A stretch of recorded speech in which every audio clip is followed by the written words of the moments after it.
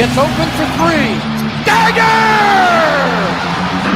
The kick, and here it comes. Swing and a miss! And a World Series Game 7 winning Curly W is in the books. Washington Capitals are the 2018 Stanley Cup champions. You like that? You like that? I like that.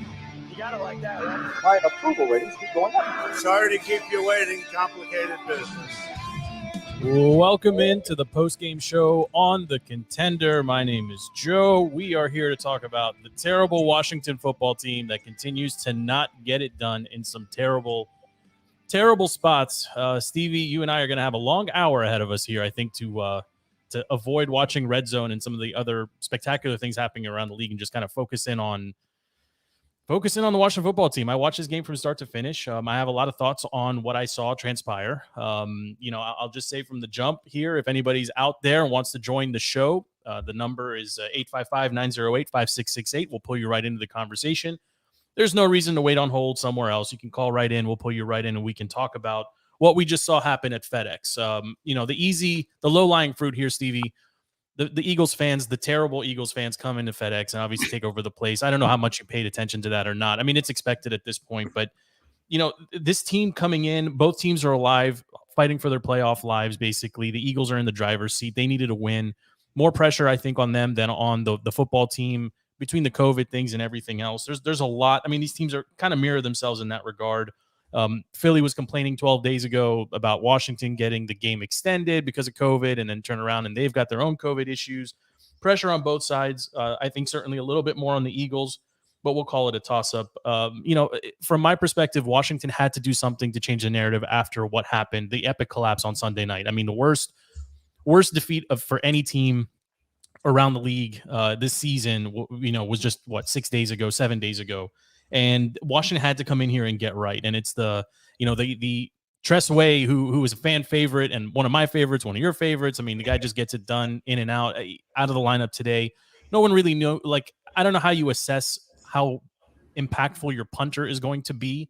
It's not one of those things that you can really look at and say, well, without this guy, we're going to struggle or not. It did factor in, especially in the fourth quarter where you think maybe if Tress is there, you're punting and trying to pin him deep. We can get to that when we get there. But again, these teams just met on, some random Tuesday 12 days ago. And like this game also started 10-0 in favor of the Washingtons. And unfortunately ended the same way with a DC loss. And in somewhat dramatic fashion this time, not so much last time. Eagles ran for 200 plus, I think, the last time they met, again, 2 weeks ago or so. They didn't start off very well, and Washington looked really, really strong coming out of the gate. Unfortunately, Philly found their groove for sure in the second half, and I have a lot of notes about that. And conversely, football team looked really good to start the game and just got worse and worse and worse as the game progressed. It's just one of those things that if you've watched this team for any amount of time, this season, last season, or any season in the last 15 years, this is what this team does. And I'm going to take a pause here, catch my breath, bring you in, and I'm going to ask you one question, Stevie, coming in. And make sure your mic's on because you sometimes you get me with that. Don't worry. I don't need a mic. I got one question for you. Coming into this game today, did you expect Washington to win? Yeah, actually, I did. I did expect them to win. And that is the curse defined perfectly in one sentence, one question, and one word answer. I expected them to be competitive, and they were more than competitive. I mean, they were in this game, and I'll give you my lead right up top, okay? And I'm sure we'll go through detail by detail here, but I'll give you the lead right up top, which is A for effort, F for talent at this point. I mean, we didn't know what team we were going to expect coming off of that Cowboys game. I mean, my question was, had they punted on the season? Had they quit on the season? Now, I would be remiss if we bring up the word quit and not bring up Antonio Brown, but we'll get to him in a second, okay? But had this team quit on the season, and are they going to show up for these next two games? That was really the question. They showed up. A for effort. Ron got them playing.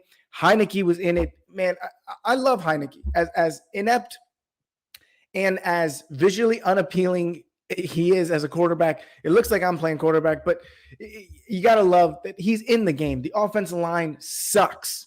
They suck. All those guys suck. Well, they didn't can't suck in the protect. first quarter. They didn't suck in the first quarter. The play calling, you know who doesn't suck is Scott Turner. Scott Turner I is calling disagree. plays I disagree. with I think three your arms boy tied Scotty. Listen, I think your boy Scotty came out, and I think he had his 15 to 20. I think he had his first 2 or 3 series ready to go. He was going to call those plays no matter what. Surprise, surprise. They looked great. They look great, Stevie. This team made no adjustments after halftime. They really made no adjustments after the third possession. But regardless, you're big on Scotty. I'm not. No, I just you know what I'm not big on, Joe, and this is really the curse of this team is blaming the coaches. And I've told you this off camera because I don't want to get in trouble on cameras. Blaming the owner for things that I don't think the owner actually has things to do with. It is a disease in this town. We blame coaches and owner. We never blame the players. And you know what? I think Scott Turner called a great game. I think you cannot call an offensive. He called a very good first quarter. He called okay second and third quarters. You don't have when you don't have the offensive line to protect Heineke. That's the same offensive line. It's the same guys that were there in the first quarter that were there in the fourth quarter. What am I missing? Sadiq Charles was hurt. Look, if your point is that they are subpar talent-wise and they need to get better people on the offensive line, okay, I don't disagree. But if you're telling me that he's calling worse plays as the offense becomes more and more vanilla as the game progresses. The offensive line gets worse and worse. Yes. Well, they get tired. They get tired. I mean, they're supposed to get tired, right? This is like the Madden setting. It's not rookie or it's not on arcade mode where no one gets tired, no one gets injured. But the scheme was working early on. No, all I'm saying is you cannot call anything deep. You cannot call. You have 30% less of your playbook with an O-line that cannot protect Heineke. He's not able to step into any throw. He's not able to go through his progressions. He's not able to do any. I don't blame Taylor Heineke. I don't think any quarterback can be successful with an O-line like this. To me, it all goes back to the O-line. And I think you have great receivers. You can have great running backs, which we don't, but you could. O-line wasn't protecting them today versus subpar Eagles. Stevie, so look, I love you, man, but I'm not. Montez Sweat's little brother, whoever that kid is, Josh Sweat. Okay, he's a Pro Bowler today. That's crazy. Well, bad football team. Look. Go ahead. Taylor started this game. Taylor started the game 9 for 9. So I don't like if you want. They started the game. It's two different teams. I don't know what to tell you. They started the game. He started 9 for 9, completing. I think his first 6 passes went to 6 different receivers to start the game. So I just can't buy that the offensive line is.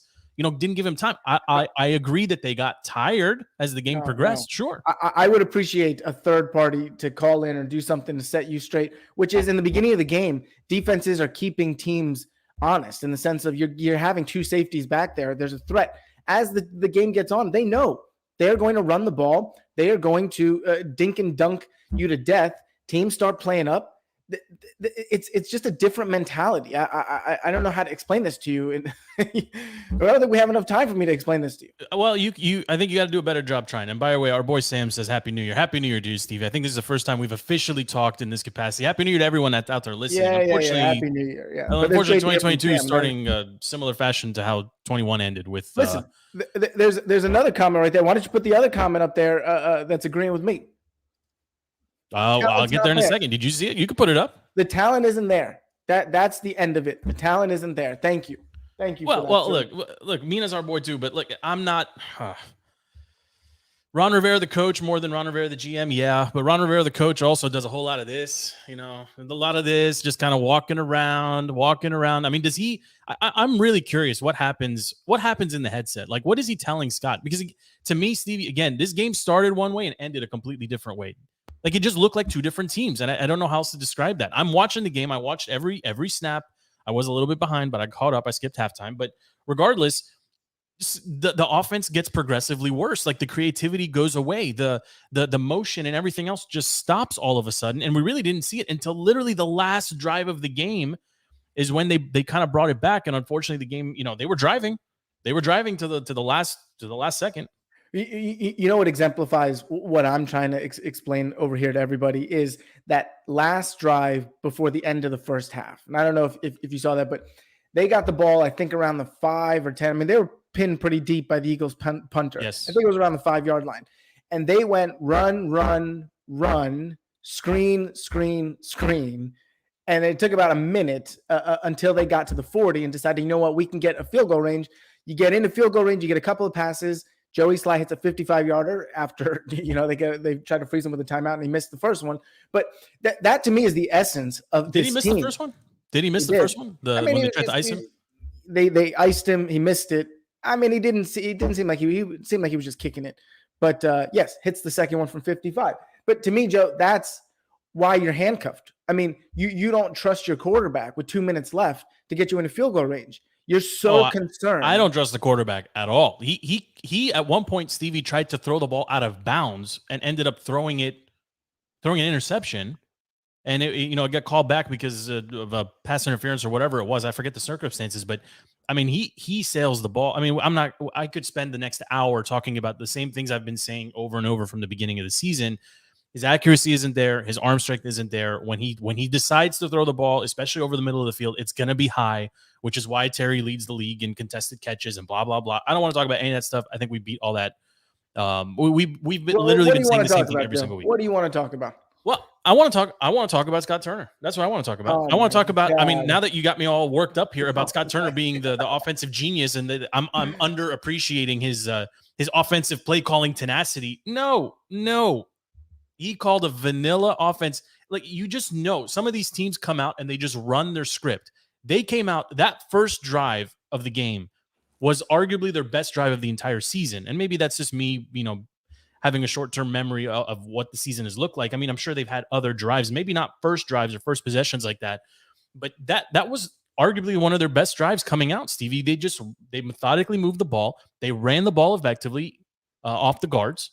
I mean, they scored a touchdown. I mean, those are the three things you want to do. Control the ball, don't make any mistakes, get first downs.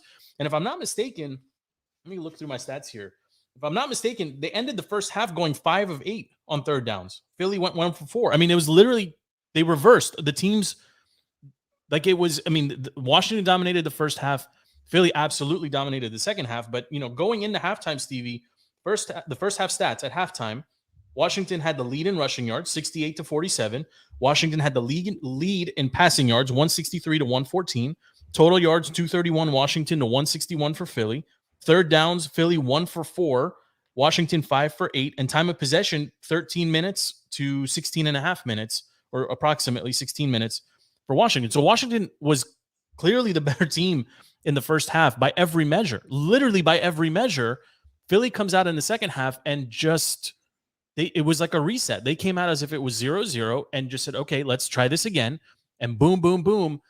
They worked the ball down the field. They started running the ball, and that's what they're really good at. And again, I'm not sure.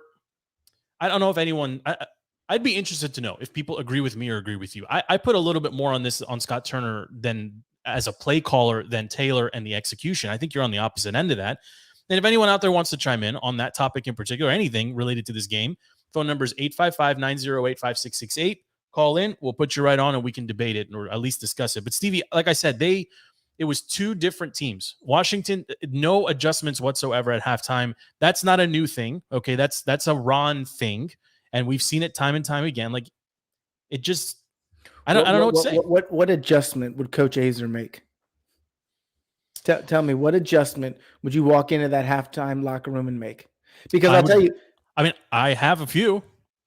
Give me one. I would blitz. I mean, JDR doesn't blitz at all. Not a bad answer. I would blitz. I mean, that's the first thing I would do, especially when they are methodically moving the ball the way they were. To maybe you give them one possession or two possessions in the second half, but if they are committing to the run, to their zone blocking, to their league leading strategy of just running the ball consistently, then you have to do something to either generate a turnover or stuff them. You got to slow them down. One of the easiest things to do is put more people on the. I mean. They started the game with only Cole Holcomb and Jamin Davis, I believe, at linebacker. They had an extra down lineman and an extra, they had a nickel corner to start the game. So they were trying something different on defense to kind of control that. But again, once you see the momentum shifting, which to us as fans, as people watching on TV, if I can see it, how can the coaches not see it, Stevie? Like, that's the part I'll never understand. I will never understand that. And one adjustment that they got to make for all time, every situation, forever and ever moving forward, when you need 5 yards, throw a 6-yard pass, please. This idea that in press coverage you're going to pass to some guy who's not named Jamar Chase or Hopkins or whatever, that's going to catch the ball and muscle for an extra couple yards. We don't have that guy. I love Terry McLaurin. He might be that guy in the future. He's not that guy today. If you need 5 yards, you've got to pass the ball for 5 yards. I hate the shotgun snap on in third and long situations where you're basically asking your running back to go from a standstill to 5 yards to get back to 0 to the line of scrimmage and then get another 2 or 3. I hate that the draw call as well. I'd rather you just run a bubble screen. So yeah, I'm not a coach, but there's definitely some adjustments I would make because you have to be able to accommodate. Like if Philly's sending the house, you got to do something different. You got to. Well, what I did see, the adjustment they made that I appreciated was they were helping the 2 tackles. They were helping Charles and Leno, who's back to being Jay Leno. I mean, they were helping these guys out with their backs chipping. What I would tell you is I like the blitzing, but I'm going to go back to talent. You don't have the talent in the secondary to compensate for an extra rusher. You had a guy named Corn Elder. Who is Corn Elder? He made a hell of a play. But who is that guy? Okay, like what Kendall Fuller played a good game, actually, surprisingly. Yes, Cam Curl played a good game as well, had several 7 tackles, 2 assists. Fuller had a couple breakups. Cole Holcomb played a decent game.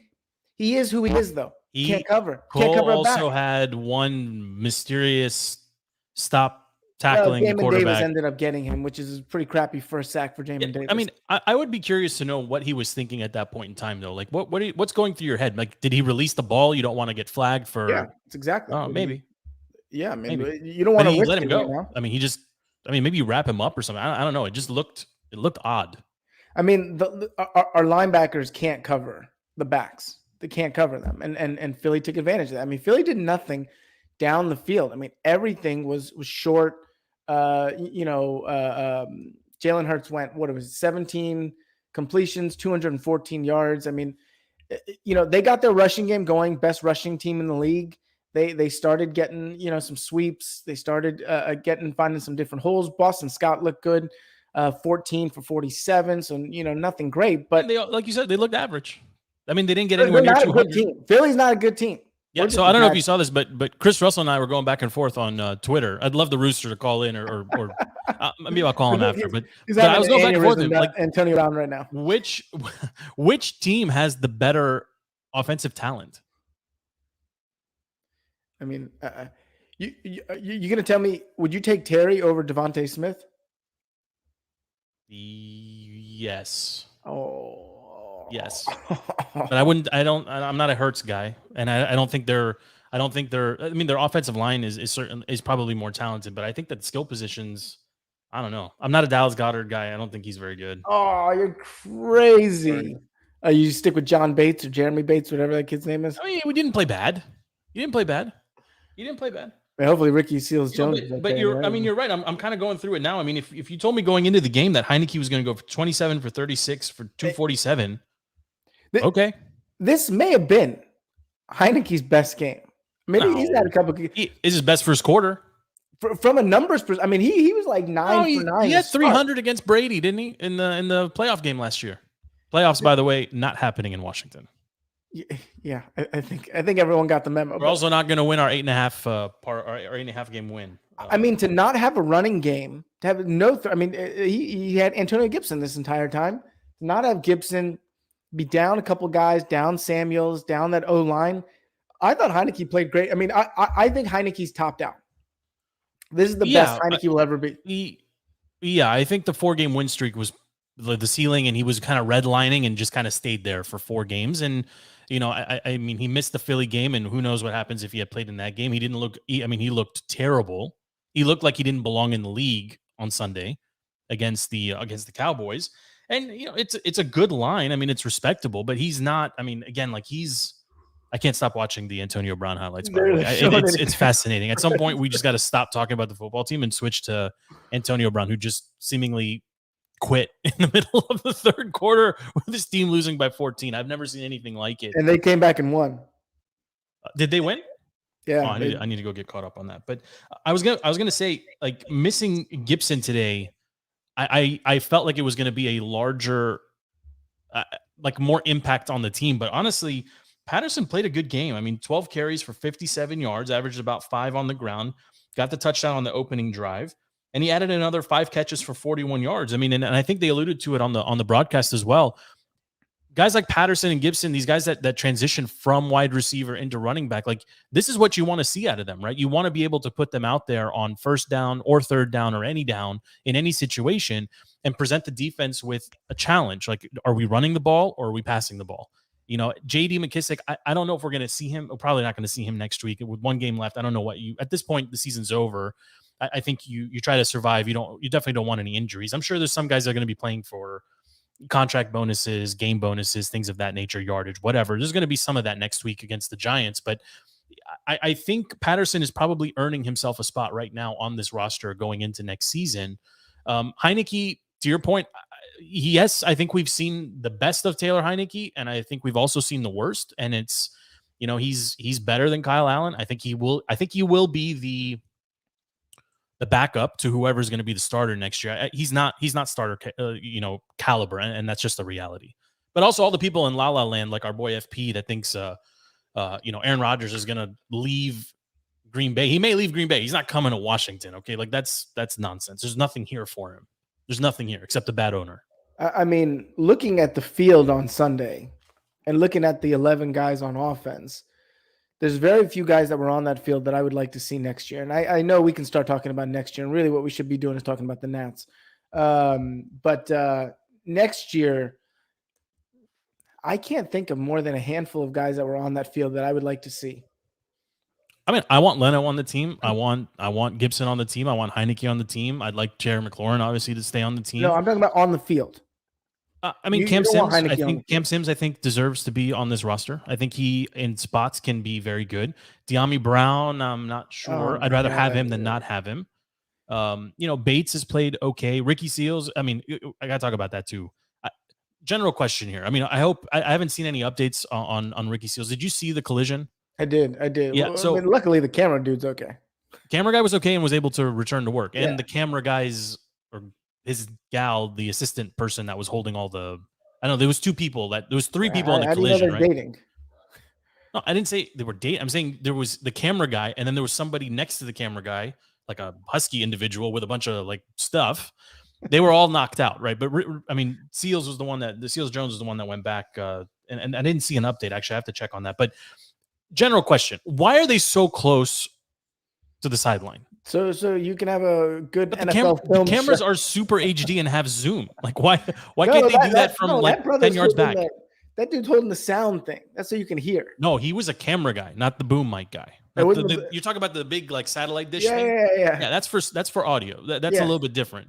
But I'm sure there's a way to like hang it or something to get all the audio. But why is the camera guy with super zoom and super HD 8K cameras and whatever, why do they have to be so close? I don't know. But if we're on a topic of why do things have to happen, why is every game at FedEx Field those guys that bang on the fence thing? I don't know. And it drives me insane. Can we stop that? Weren't you one of those guys for like 5 years? Weren't you one of those guys? You were one of those guys. Tell the people the truth. Too good to be banging on the metal fence, okay? It's those guys sitting in the obstructed view. They got a metal fence in front of them. They're banging. They do other things with the obstructed view. I know. I've sent you the photos of what happens in the party deck area. Keep it clean. It's a PG show. Keep it clean. Yeah. Yes. Yeah, but it's a general question that I've never gotten a good answer to. Is why are they so close to the field? I just don't get it. I don't get it. But you know what? I don't have to get it because I'm not there, and I don't know what. Like outside of the clip he got of Ricky Seals Jones running into him, like what else did you think he captured? Like all those man hours spent. Of all the things wrong with FedEx Field, you choosing to pick on where the camera guy sits or stands is probably 30th in line. Okay. There's also reports coming that they're part of the stands collapsed at FedEx. Did you see that? I haven't seen it. I haven't seen it. I haven't seen anything posted on Twitter either about it, but I'm going to go back and look at that. How quickly can they get out of that stadium? I mean, They not have a quick lease enough. through 2027. They're not going anywhere. Yeah, not quick enough. They can't There's get out no of that. way they make it to The 27. question is, what, like, when does FedEx drop naming rights and just it can just be the football team playing in a nameless? How perfect would that be? The nameless team playing in a nameless stadium. They call it the stadium. The stadium, exactly. It's just Dan's house, and it's actually be perfect if it was called Dan's house because it's falling apart. No one wants to be there. Maybe you can cut down more trees or plant some trees. I don't know, but FedEx, I'm surprised, is still sponsoring the building. At Who this is point. still going? That's the Eagles next test fans. we should Stupid have on Eagles the- fans. They come down here with their disgusting sandwiches and their green and black jerseys, and they invade Maryland, which we don't care about. And they sit there and just, it sounded like a home game for them. But every team that comes here. It's a bad football team. The Eagles. It's a bad football team. The Eagles are a bad football team. But the Giants are a worse football team. Giants don't have an offense. The Giants look really bad. Our boy Sam that was saying Happy New Year. He's a big Giants fan. That is just a bad team. Just a bad team. They don't look like they're going to be any better. Well, no, they don't have a quarterback, and they might not have a coach. In one more week, I don't know. Like, I don't want to talk about the Giants. The Giants depress me, but honestly, the football team depresses me too. I started it's 60 degrees here in DC. Like, I could have been outside. I could have done something with my kids. I could have done a bazillion other things. Instead, I turned on the game. I was like, all right, like I told my kids, I'm just going to watch a little bit and let me see what's going on. And then they pull me in. They look like a competent football team to start. And then the next thing I know, the wheels come off. I will say this. If you did not tell me to do this show today, I would not have watched 1 second of the game. Okay. I would not have watched 1 second of the game and been much happier. I made multiple bad decisions today. Well, yeah. I mean, you generally don't watch a lot of these games anyway. I know, like, because I share the notes, and then you come in here and you sound really smart. But generally speaking, you don't watch a lot of the game. But I'm surprised you do. I mean, look, Stevie, of all the games you watched this season, right, for the football team, last Sunday's got to be the worst performance period. I mean, that's not debatable. But where do you put this one against some of their other performances? I mean, to me, I put this one kind of in the same mix as ironically, as the Chargers, as the first game of the season. Maybe even the Broncos, games where they were playing good enough to win, but they just couldn't close it out. Like, again, for me, the offensive sputtering is, to me, it's more about the play calling than it is about the execution on the field. I mean, Taylor does struggle at times, but the play calling to start the game and the play calling to end the game were completely different. And again, I don't know if they just run out of creativity. They don't like to run the same plays twice. I have no idea. And I'm not going to pretend to be smart enough to guess, but I mean, when you play Madden, I play Madden. Sometimes when you find a play that's working, right? Sometimes you just hit the Y button and you flip it and you just run it the other way and see what happens that way. This game, I like the Chargers reference week 1 because honestly, I blame you. It was either you or FP. You put out those playoff scenarios. Somebody texted playoff scenarios, and my God, some of them looked plausible. And I started thinking, there is a good chance that if we went out, it wasn't that much that had to happen, right? A Vikings loss, a Niners loss, the Both Eagles. are likely. Yeah. It was not a crazy scenario. So that's why I tuned in. That's why I watched, because I thought, man, if this team figures out a way to pull out these 2 victories, we're playing in a playoff game against the Cowboys, Cardinals, Packers, whoever. That's right. And so, there was some hope today that, they just find a way to win and then they get healthy, right? Because, decimated with COVID, but you think, a week or 2 come playoff time, they'll be at full strength. And yeah, I had the hope, but it's stupid. It's a bad football. And we're stupid for buying into it. And FP is stupid for spending half of his Tuesday or Wednesday putting all those scenarios together. He could have just waited for ESPN to put him up somewhere, right? But you have to sit there and figure it out. And I get it. He lives for it and he loves doing that stuff. But yeah, I mean, some of these things that we needed, like Washington needed help. Philly needs help too, but now they're firmly in control of whatever's coming ahead for them. But Washington needed help, and some of the tiebreakers that they have, with the exception, I mean, they have all the tiebreakers with the exception of New Orleans, and we'll see how they fare later this afternoon. But it doesn't matter anymore at this point. Washington will not make the playoffs. They would have been Stevie. They would have been the first team to make the playoffs back-to-back seasons with losing records too. But I was just gonna say, it's so stupid. You're so stupid. Not only you're so stupid. I'm so stupid. We'll throw an FP too. What does it matter if we make the playoffs? What does it matter? No, I think it matters. What does it matter? I think it matters. I think you I think I've said this before, if you want to retain your talent, you have to be able to show that you're building towards something. If you want to bring in quality free agents, you have to be able to show that you're building something. Ron needs to be able to come in and say, "Hey, like, the team is improving. I've been here 2 years. We've made the playoffs both years." Like, he needs to be able to say stuff like that. It's not just a money thing. People know they'll get paid in Washington, but why would you come here if the team is comparable to the Lions or to the Bengals until apparently this year now? Like, the Bengals are on a different path now. Or, I'm trying to think, like the Raiders are very Washington like in that regard, right? Like, they sometimes are super hot, but most of the time they're just kind of average at best. Like, Washington isn't a terrible bottom 3, bottom 5 team, right? They're better than the Jets, they're better than the Jags, they're better than the Giants, they're better than the cellar dwellers, right? They're better than the Lions, they're better than a handful of teams, right? But they're not firmly kind of in the middle either. So I think you have to show that you can make the playoffs consistently, that you can be competitive, right? That you're competing until the second to last week or whatever week it is of the season. And that's what they did this year. And I think that's where Ron's probably going to hang his hat and say, we toughed it out. We were dealt some terrible circumstances, whatever. We lost a $10 million quarterback on the first series of the season, basically. Taylor's done a great job filling in. He's going to be our backup moving forward, and they just kind of roll with it from there. Losing Chase Young, people forget, like, Chase Young is still on this roster and he should be back, right? Daron Payne maybe not back given what happened last week in Dallas, which was embarrassing, right? And then he went on and deleted all of his social media posts about Washington football team, blah, blah, blah. They look fine today. And I personally will choose to believe that guys that have known each other for that long are going to be okay. I don't know where you fall on that, but I think generally speaking, Allen and Payne are going to be fine. It's like me and you. Yeah. It's actually a very good analogy. Yeah. We got into it on a basketball court once upon a time. If I'm not mistaken. I think it ended with a DDT on the concrete. You'd be a big whatever. On the concrete. That's right. But let's save that. Let's save that for another show, Stevie. I don't want to look too far ahead. I do wonder though what Ron is saying to the team, like right now, basically in the locker room. Like, what do you do with this team now? Are you asking me? Yeah, I'm asking you. You're assessing talent at this point, and you're looking at effort. You're looking at who quit on the team and who didn't, and you're going to see who's going to be back here next year for it. Someone like Daron Payne. You see, is he worth the pain? No pun intended. I think he's worth it. I don't know if he was going to want to be here, but we'll come back to that in a second. We have Rob on the phone with us. Rob, were you at FedEx today when the stands fell apart?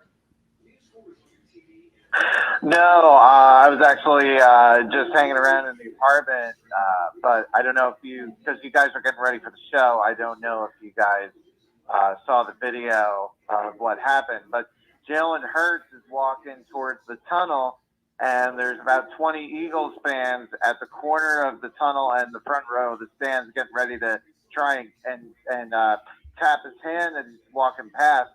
And then the stands give out.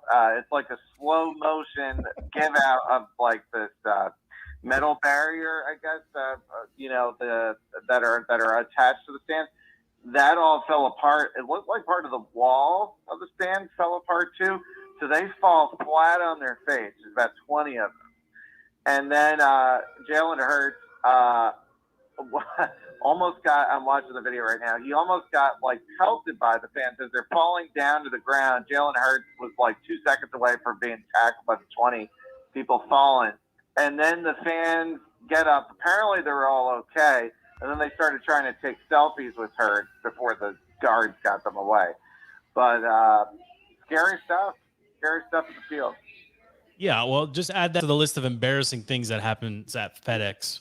Maybe the class action lawsuit against Dan Snyder will be the thing that brings down or brings an end to his ownership, Stevie. I don't know what to make of that, to be honest. I'm looking at pictures. The stadium is only 25, 26 years old. Why is this happening? Why is there sewage falling from the toilets onto fans or whatever it was, rainwater, whatever.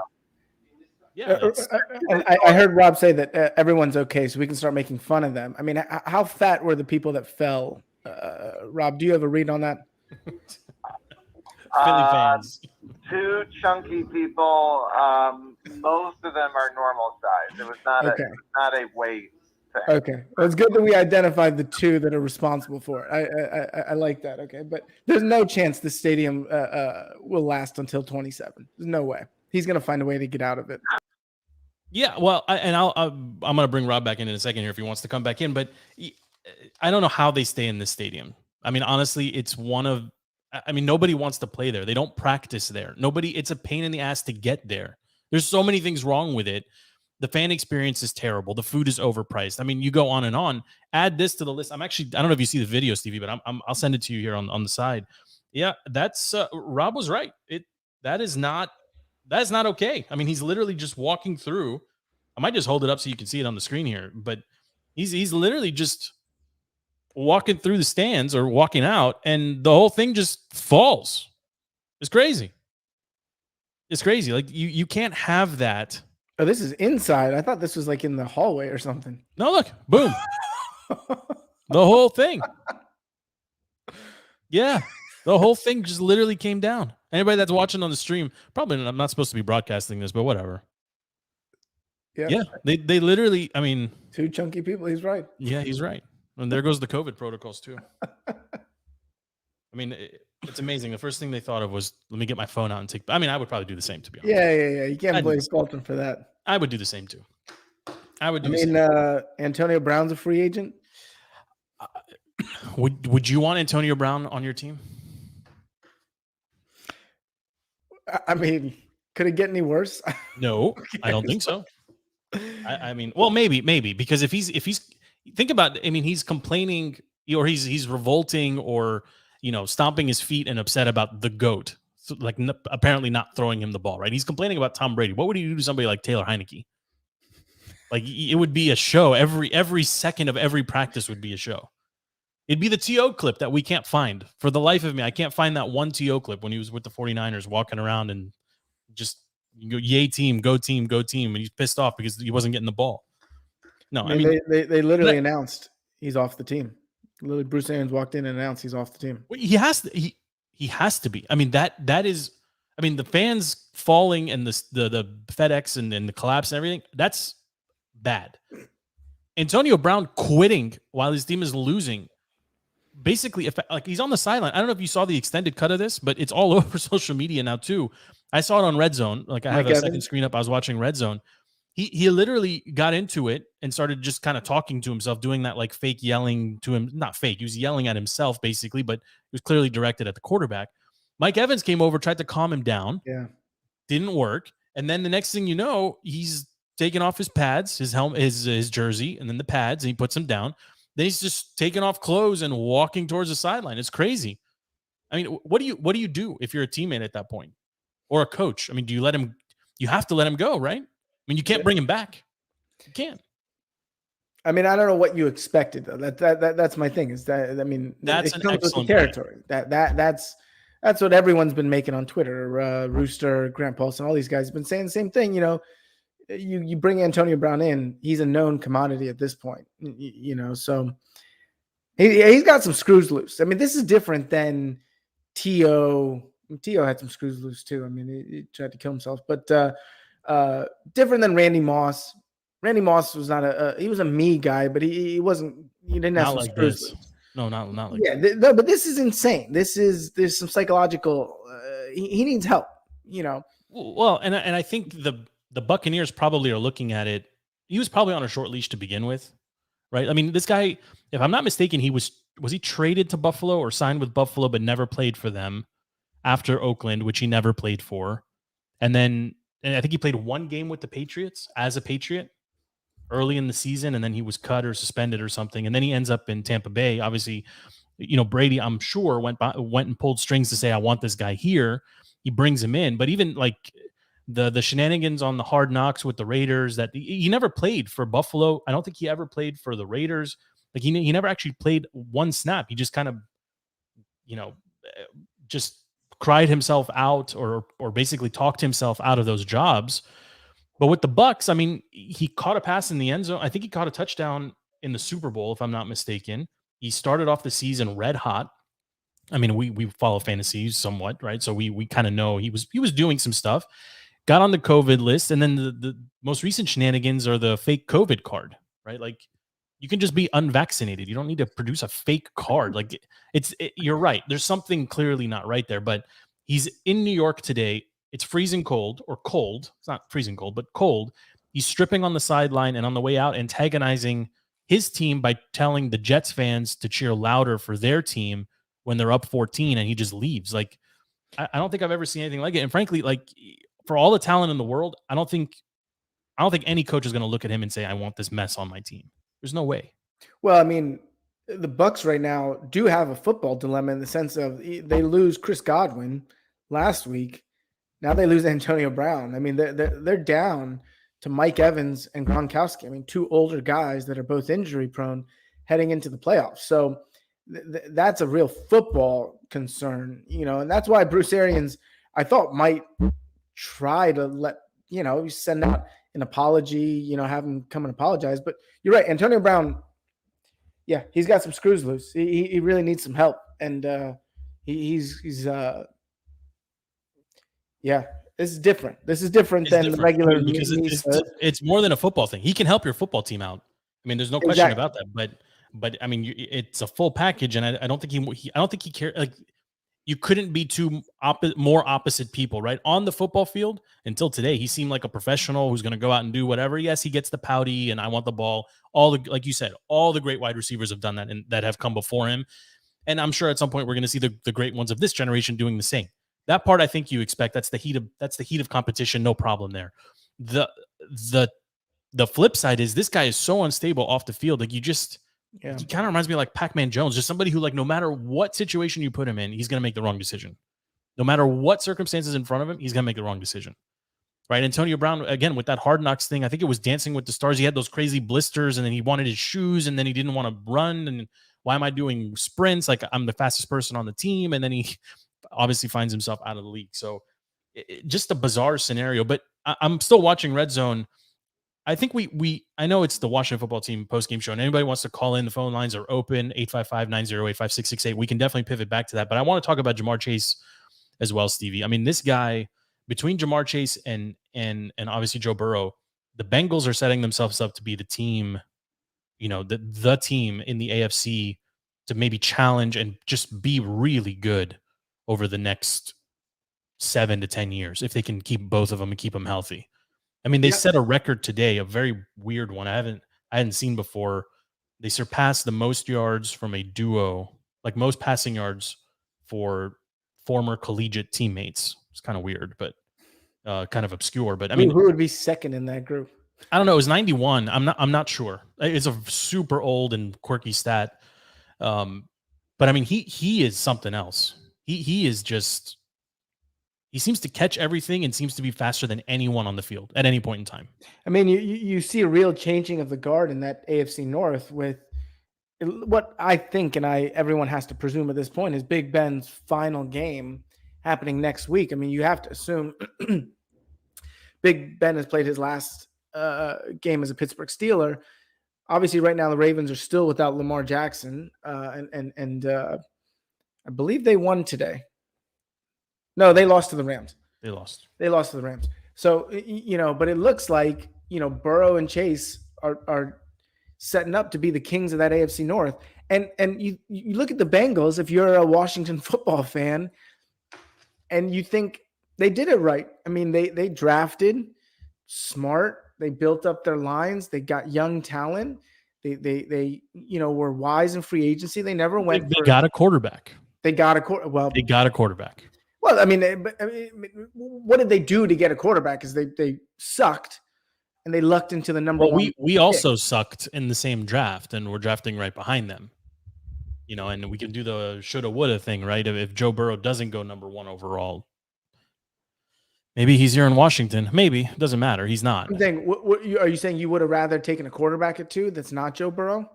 Well, of course. If I can go back in time right now, I'm taking Justin Herbert, not Chase Young. I don't know how anybody that knows Like if you're living right now in 2022, how do you not take Justin Herbert as the second overall? What case would you make for taking Chase Young, knowing what you know now? I don't think it's a very good case. No, not knowing what I know now, but knowing at knowing the what you time, know. people No, are at the comparing time him to they Lawrence could have. Taylor. At the time they could have, and they didn't. I don't think anyone killed them for the Chase Young pick. No, and I'm not killing them for it now. I mean, Okay. there's no way you could have known, right? I mean, the flip side argument is you're supposed to know because you're professionals. And how do teams like the Patriots seemingly get it right? Or like you have to win the lottery. And I think the best example of that is probably the Chargers. I mean, the Chargers, I mean, they went from Phillip Rivers to Well, the penultimate is the Colts. I mean, the Colts, but they didn't draft Wentz. they drafted Andrew Luck. Yeah, I'm saying they went. I know right he now, retired early, but I'm just saying they went. Or- They had a mate like 10, 15 years with Peyton. They sucked for 1 year, tanked for 1 year, ended up with Luck for another, however long he lasted, and he was great. So, I mean, we're going to end up just like Washington has been in that spot before. I mean, they obviously drafted RG3 and Kirk, right? And like in hindsight now, looking back at it, that tells you everything you need to know about the great divide between the football people and the owner, right? The football guys wanted Kirk and were targeting him and got him in the 4th. The owner wanted RG3 and they got him in the 1st, right? And they traded the universe to get him. So it just goes to show you that like you need talent on the field, but there also has to be some level of cohesion off the field so that you're actually making the right decisions. And I don't know. I think the jury's still out on Ron. Or like our boy Mina was saying, like, is he the guy? Do you trust him as a GM? Right now, I'd have to say no. I don't trust Ron the GM at all. Man, I would kill for Kirk Cousins right now. Of course, I would of kill. course. I somehow forgot that we still had him. He would be. You're gonna ruin the rest of my night. He would be here in the 6th year of his contract. In the 5th of 6 years of his contract.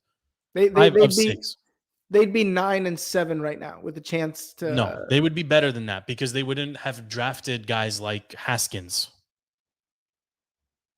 Right? They wouldn't have spent a 1st-round pick on Haskins.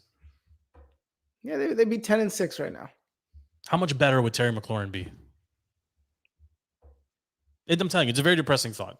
And you would have had him at Ryan Tannehill money, not whoever they're gonna. I mean, what are they gonna do? They're not gonna get Aaron Rodgers, so that's all nonsense. I mean, they're gonna have to go find a quarterback, right? They tried to get involved in the Matt Stafford sweepstakes. By the way, Matt Stafford, I think I mentioned this last week to you, Stevie. Cooper Kupp, I think, is 140 yards away from surpassing Calvin Johnson for the best or most yards receiving in a single season.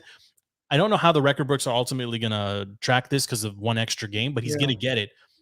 Matt Stafford is not going to get enough credit for being the guy that propelled both Calvin Johnson and Cooper Kupp to that feat, and he deserves a ton of credit. I know you're not a Matt Stafford guy, but I'm not a Matt Stafford guy, and he played like crap today. But he deserves credit. I think about the Bills; they lucked out with Josh Allen. Yeah, are you still thinking about the teams that I'm got a still guy? thinking about the Kirk thing. Yeah. I mean, Patrick Mahomes, right? They had a guy that was good in Alex Smith, and they drafted a guy, and they groomed him, and Andy Reid knows what he's doing with quarterbacks because you trust Andy Reid to draft quarterbacks. Now, the one who went opposite of that, Denver, built their team, could not find a quarterback, rented Peyton for a year or two, and won a Super Bowl. Yeah, 2 years, 2 Super Bowl trips, 1 victory. That's a plausible strategy for us. If you have all the other parts. We're not that far. Oh, we just played an entire season. Where's Stevie? Are you serious? Which part of this team is close? Special teams? Which you dress away? Joey Sly? Which part of this team do you look at and you say I have confidence in this team? If you subbed out, we just said if you subbed out Kirk Cousins for Heineke, this 10-6. So you sub out Heineke for Peyton Manning from 7 years ago. That's an 11-5 team. Stay on the Broncos for a second here. They've done it again. They traded Von Miller for a zillion picks.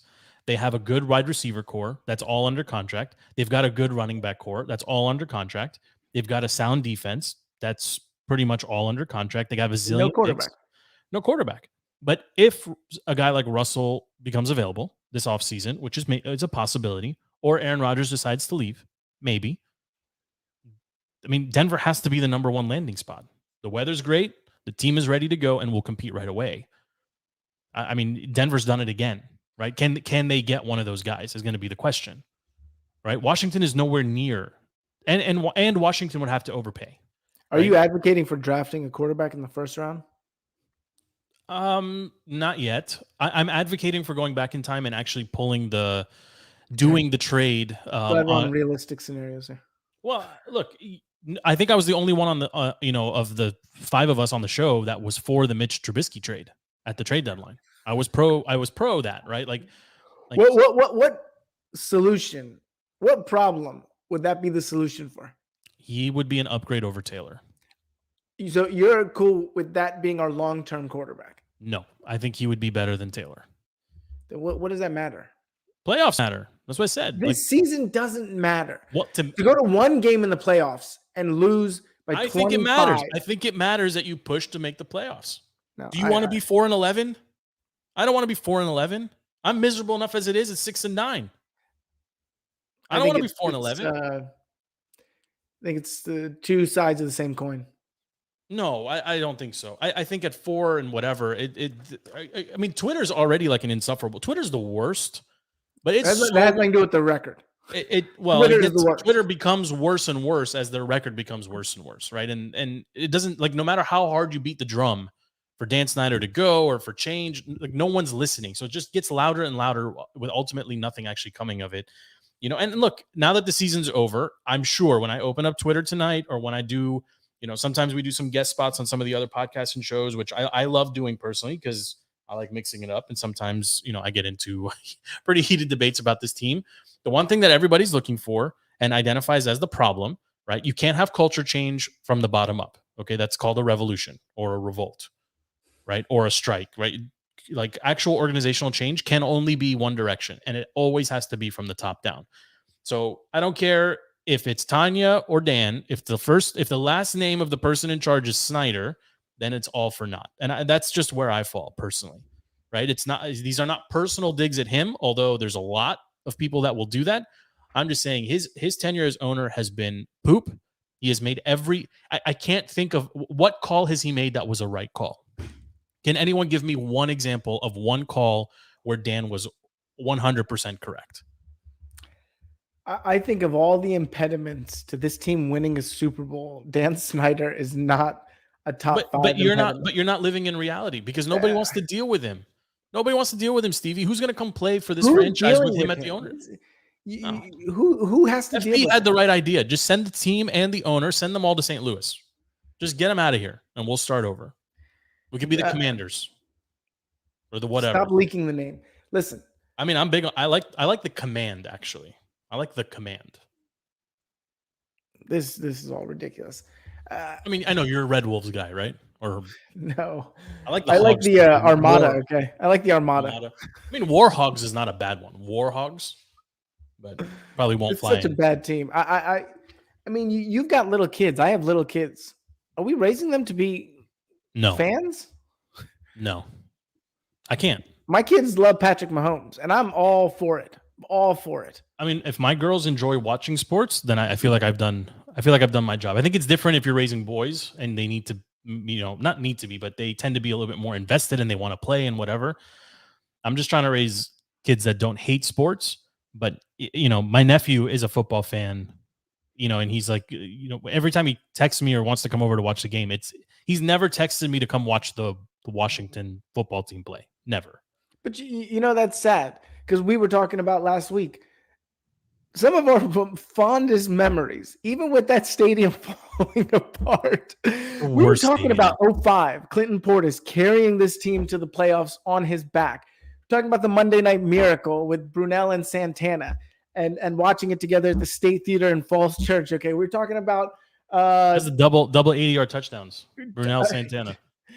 No, come on, Joe. The first one was 40 yards on 4th and 15. The second one was 70 yards on 1st and 10 from the 30. You can fact check me on it. All right, I'm right. $1 bet. We were talking about Sean Taylor in 07. We were at the Buffalo game with the memorial service for him, the 10 men. We were talking about the entire 10 men, argument. also the 10-yard penalty for 2 timeouts in a row.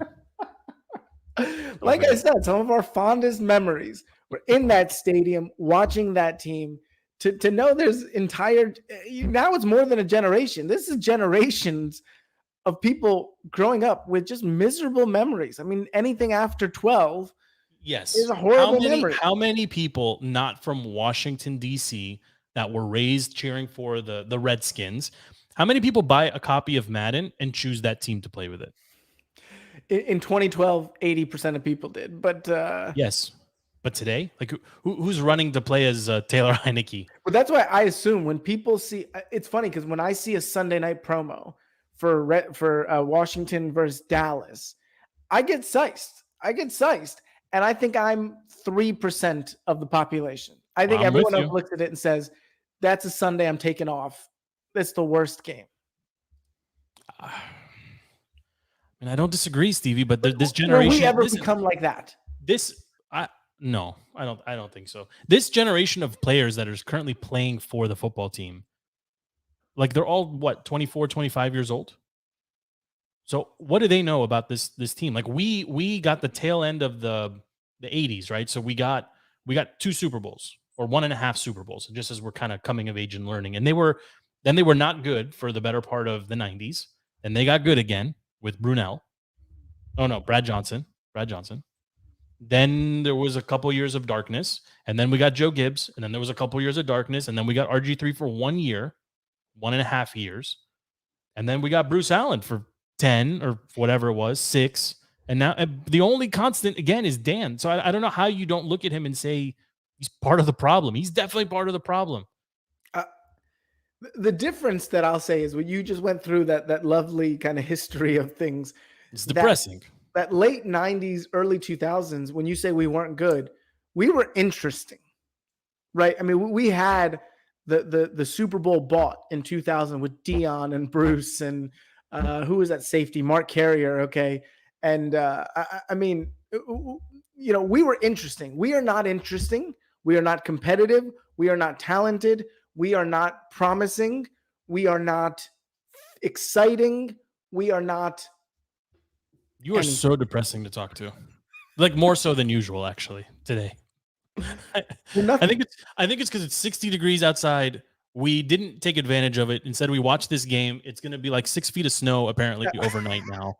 So, I'm mentally preparing for my kids to be home with me tomorrow and getting nothing done. And this was just the perfect way to end the weekend, a holiday weekend at that. Thank you for ruining my mood further, Stevie. Happy New Year. Yeah, thank you so much. Happy New Year to you too. I hate you, but thank you. Happy New Year. Happy New Year. I think we probably need to take a little break and we'll come back and we'll figure out what we want to do for the rest of the week. But I'm excited. I'm looking forward to. We can't even talk baseball. My guys are locked out. We got baseball to talk about. Matt the Met is coming back. I mean, there's a lot of stuff coming on the DTC podcast. Personally, I always get excited for the beginning of the year. We kind of reset, figure out what we're going to do different in the upcoming year. So for now, his name is Stevie. My name is Joe. This has been the Washington Football Team post-game live show on the Contender Network. Thank you so much for hanging out with us. Thank you, Rob, for calling in. Thank you to everyone that sent in comments on YouTube, Facebook, and everywhere else. We are on Twitter. Find us on every social media platform. Find us and say hello. We'll be back in a couple days with another episode. For now, my name is Joe. This is Defeating the Curse DTC on the Contender Network. Washington Football Team drops 1 to the Eagles. We'll see what happens next week in the season finale against the Giants. We are out.